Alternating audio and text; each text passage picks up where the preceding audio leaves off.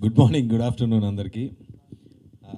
ముందు 4-5 రొటీన్ స్టేట్మెంట్లు ఉంటాయి కదా, అందరికి వచ్చినందరికీ థ్యాంక్స్, మీడియా మిత్రులందరికీ థ్యాంక్స్, చూస్తున్న ప్రేక్షకులందరికీ థ్యాంక్స్, అందరికీ థ్యాంక్స్కి థ్యాంక్స్. ఆ థ్యాంక్స్ పక్కన పెడితే, అరే ఎన్ని సినిమా ఫంక్షన్లు చూసినా ఇదే చెప్తారు, తీసిన వాళ్ళందరి నుంచోని ఇది ఒక అద్భుతం, టూ మచ్గా ఉంది, అందరూ బాగా చేశారు, దిస్ ఇస్ ఆల్ రైట్. అంటే అందరూ అదే చెప్తారు, అదే నిజం కూడా, ఎవరికారు ఫీల్ అవుతారు. ఆడియన్స్గా నేను చూసేటప్పుడు ఓకే రా, మ్యాటర్కి రా అని నాకు కొంచెం ఆవిడ కట్ చేసినట్టే లెంత్ని కట్ చేసి మ్యాటర్కి రా అని నాకు అనిపిస్తూ ఉంటుంది. సో ఇందాక నుంచి ఇక్కడ నుంచోని సరే దండోరా అనేది ఇంత మునుపు ఒక సినిమా ఏదో జరిగింది, దానికి ఫస్ట్ టైం అంటే కంటెంట్ బయటికి వెళ్తుంది, టీజర్ ఒకటి వదిలేము, సో సినిమా గురించి ఏం చెప్పాలి అదే కదా ఫైనల్గా ఆడియన్స్కి. ఓకే రా, మీ సోదంతా పక్కన పెట్టి సినిమాకి ఎందుకు రావాలి, మ్యాటర్ ఏంటి సినిమాలో చెప్పు అని ఫీల్ అవుతారనే ఉద్దేశంతో ఏం ఆలోచిస్తున్నప్పుడు చెప్పాల్సిన పాయింట్ నాకు అందింది ఏంటంటే, ఒక మెదక్ లాంటి ప్లేస్ నుంచి చదువుకొని అమెరికా లాంటి ప్లేస్కి వెళ్ళి అక్కడ కంఫర్టబుల్గా తన జాబ్ తను చేసుకుంటూ సినిమా మీద ప్యాషన్తో వెనక్కి వచ్చి ఒక సినిమా చేద్దామని ఫిక్స్ అయినప్పుడు మా డైరెక్టర్ మురళి ఒక సబ్జెక్ట్ ఎత్తుకున్నాడు. ఆ సబ్జెక్ట్ ఏంటి, దండోరా. దేని గురించి సినిమా అంటే, ఈరోజు ఈవెన్ ఇన్ 2025 కులం అనేది ఎంత భయంకరంగా బయట జనాల జీవితాలతో ఆడుకుంటుంది అనే పాయింట్ని తీసుకున్నాడు. ఓకే ఇవన్నీ సరే, మేము ఎంటర్టైన్మెంట్ కోసం వస్తాం సినిమాకి అనే దానికి ఆన్సర్గా ఒక చావుని, ఒక కులాన్ని, ఇలాంటి హెవీ పాయింట్స్ని తీసుకొని ఇంతమంది యాక్టర్స్తో ఒక బ్యూటిఫుల్, ఒక మంచి పల్లెటూరు బ్యాక్డ్రాప్లో, ఒక రూరల్ బ్యాక్డ్రాప్లో ఎంటర్టైనింగ్గా చెప్పాడు. అంటే ఒక చాలా పెద్ద పాయింట్. ఇప్పుడు ఈరోజు మన సమాజంలో ఉన్న వన్ ఆఫ్ ది బిగ్గెస్ట్ భూతం అనుకోండి, దాని గురించి ఫస్ట్ సబ్జెక్టు అలాంటిది తీసుకోవడం చాలా రిస్కీ ఐటెము.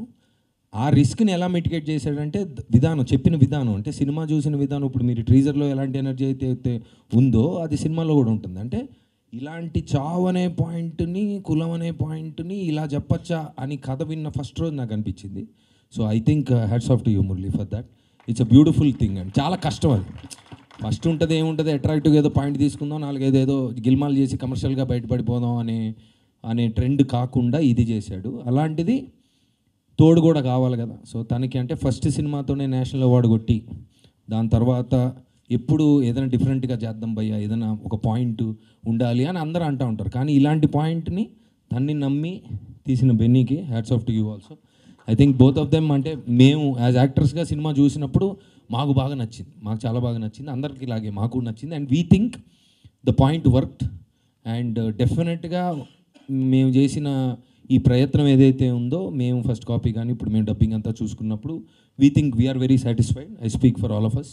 అండ్ ఇంకొక బ్యూటీ ఏంటంటే, ఇప్పుడు 94 ఫిల్మ్స్ చేసిన శివాజీ గారి దగ్గర నుంచి 2 ఫిల్మ్స్ చేసిన మా లేడీస్ వరకు అన్ని రకాల ఆర్టిస్టులు, కొత్త ఆర్టిస్టులు చాలామంది ఉన్నారు.